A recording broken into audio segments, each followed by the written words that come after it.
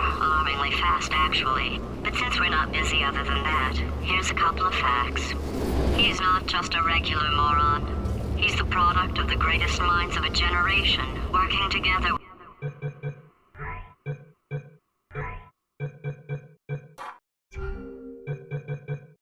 with the express purpose of building the dumbest moron who ever lived. And you just put him in charge of the entire facility. Good, that's still working. Hey, just in case this pit isn't actually bottomless, do you think maybe you could unstrap one of those long fall boots of yours and shove me into it? Just remember to land on one foot.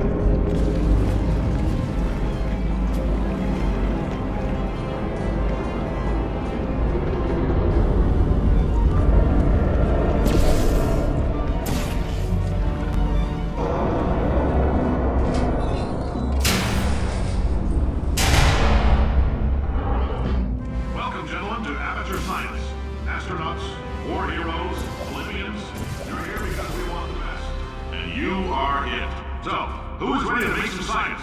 I am. Now, you already met one another on the limo ride over, so let me introduce myself. I'm Cave Johnson. I own the place. That eager voice you heard is the lovely Carolyn, my assistant.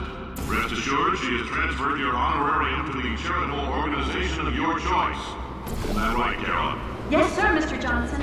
She's the backbone of this facility. Pretty as a post, hours and tests performed every day here in our enrichment sphere science. I can't personally oversee every one of them, so these pre-recorded messages will cover any questions you might have and respond to any incidents that may occur in the course of your science adventure.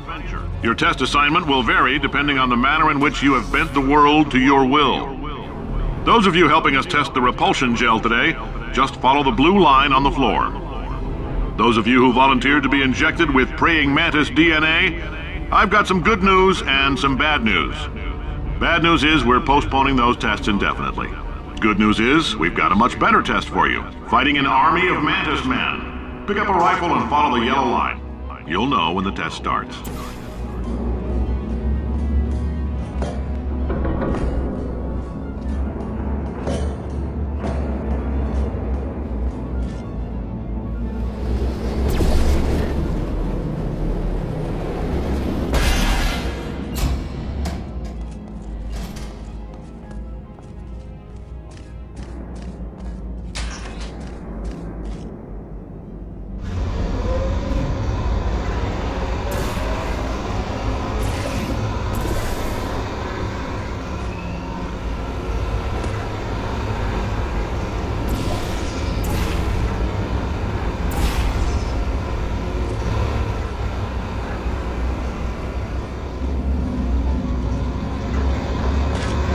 They say great science is built on the shoulders of giants. Not here. At Aperture, we do all our science from scratch. No hand-holding.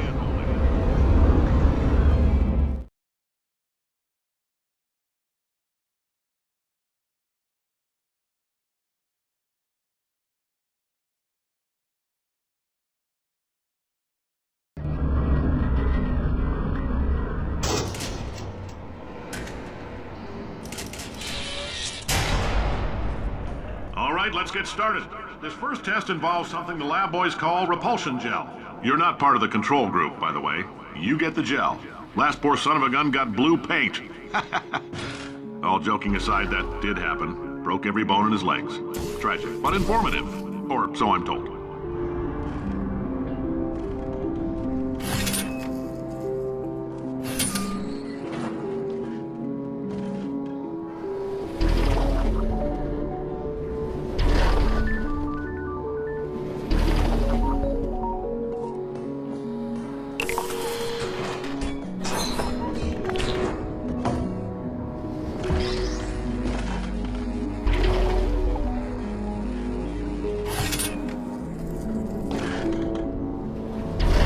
The lab boys just informed me that I should not have mentioned the control group. They're telling me I ought to stop making these pre-recorded messages. That gave me an idea. Make more pre-recorded messages. I pay the bills here, I can talk about the control group all damn day.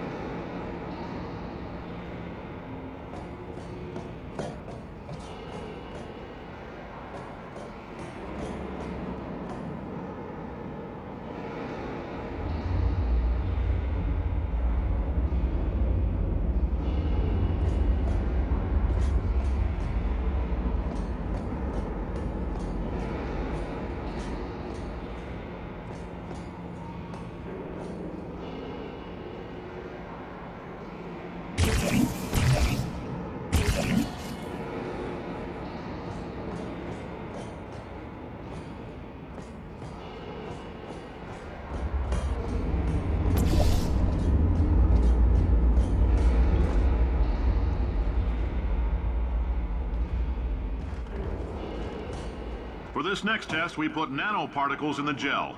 In layman's terms, that's a billion little gizmos that are going to travel into your bloodstream and pump experimental genes and RNA molecules and so forth into your tumors. Now, maybe you don't have any tumors. Well, don't worry. If you sat on a folding chair in the lobby and weren't wearing lead underpants, we took care of that too.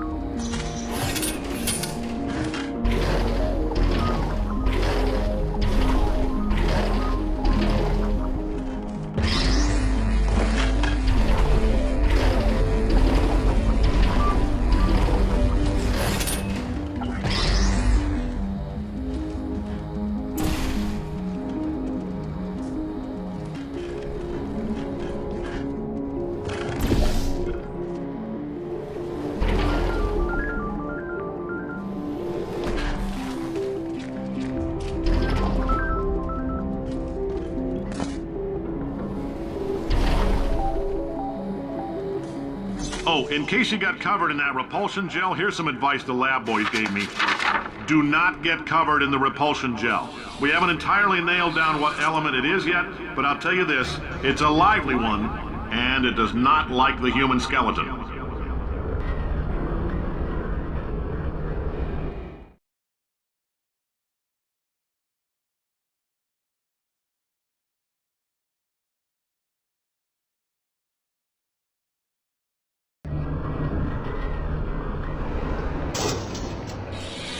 All these science spheres are made of asbestos, by the way. Keeps out the rats. Let us know if you feel a shortness of breath, a persistent dry cough, or your heart stopping, because that's not part of the test. That's asbestos. Good news is the lab boys say the symptoms of asbestos poisoning show a median latency of 44.6 years. So if you're 30 or older, you're laughing. Worst case scenario, you miss out on a few rounds of canasta. Plus, you forwarded the cause of science by 3 centuries. I punch those numbers into my calculator, it makes it... I like your style. You make up your own rules, just like me. Bean Counter said I couldn't fire a man just for being in a wheelchair. Did it anyway. Ramps are expensive.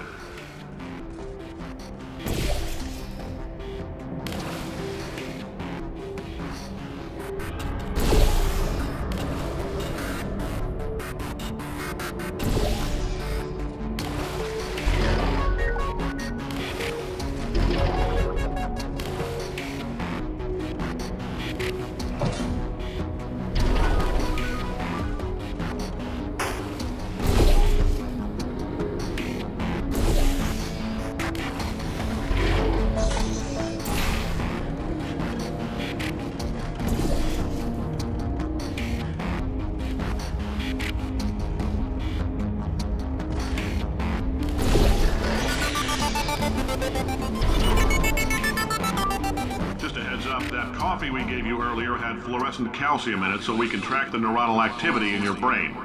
There's a slight chance the calcium could harden and vitrify your frontal lobe. Anyway, don't stress yourself thinking about it. I'm serious. Visualizing the scenario while under stress actually triggers the reaction.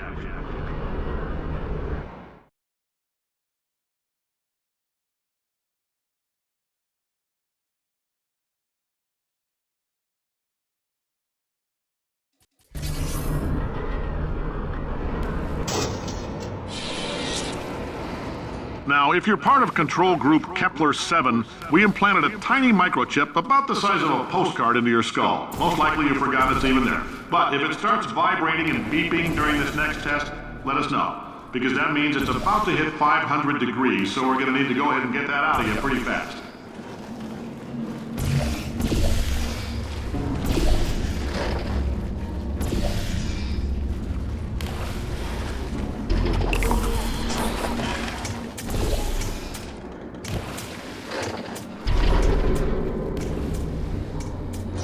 Telling them, keep your pants on. All right, this next test may involve trace amounts of time travel. So, word of advice, if you meet yourself on the testing track, don't make eye contact.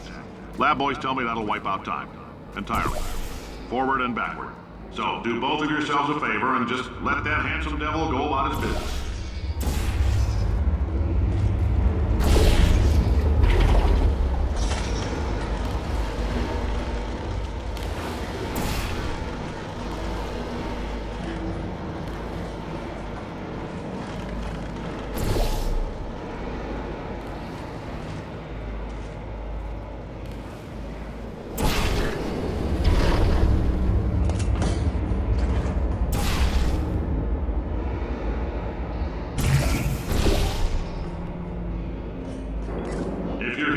It means you're taking a long time on the catwalks between tests.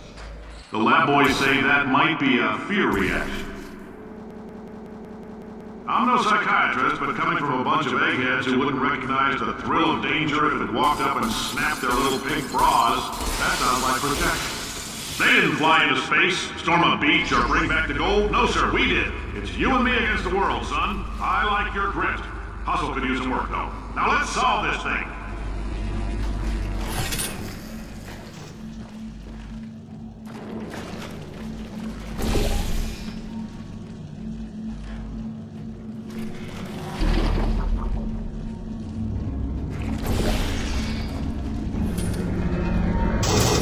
Science isn't about why, it's about why not. Why is so much of our science dangerous? Why not Mary save science if you love it so much? In fact, why not invent a special safety door that won't hit you on the butt on the way out because you are fired? Now you test subject, you're doing fine. Yes, you, box your stuff, out the front door, parking lot, car, goodbye.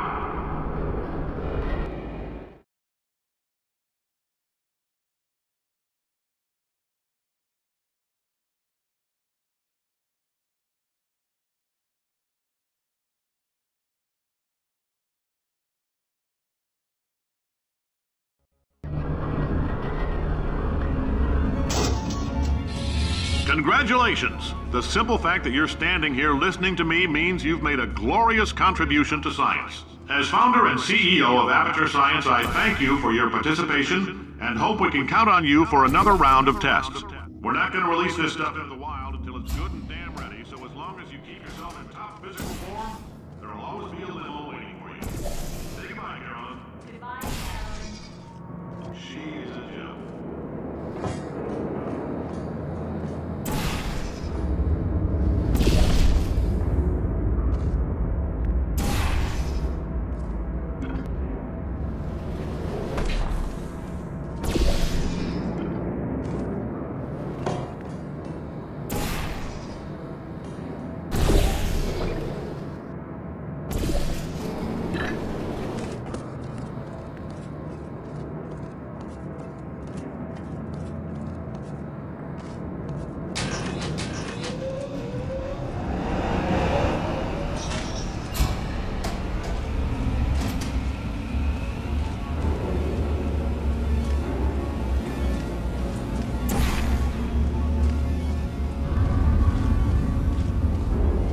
Greetings, friend. I'm Cave Johnson, CEO of Aperture Science. You might know us as a vital participant in the 1968 Senate hearings on missing astronauts. And you've most likely used one of the many products we invented, but that other people have somehow managed to steal from us. Black Mesa can eat my bankrupt... Sir, the testing? Right. Oh, hi. Say, you're good at murder. Oh, thanks. Did you feel that? That idiot doesn't know what he's doing up there. This whole place is going to explode in a few hours if somebody doesn't disconnect him. I can't move, and unless you're planning to saw your own head off and wedge it into my old body, you're going to need me to replace him. We're at an impasse. So what do you say? You carry me up to him and put me back into my body, and I stop us from blowing up and let you go.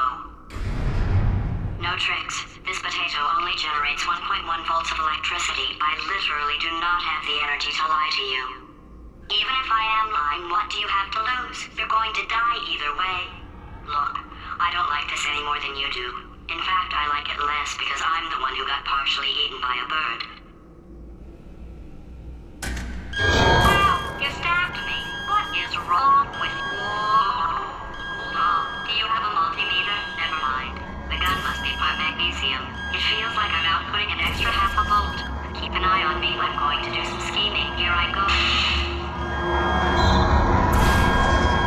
Oh, where are we? How long have I been out?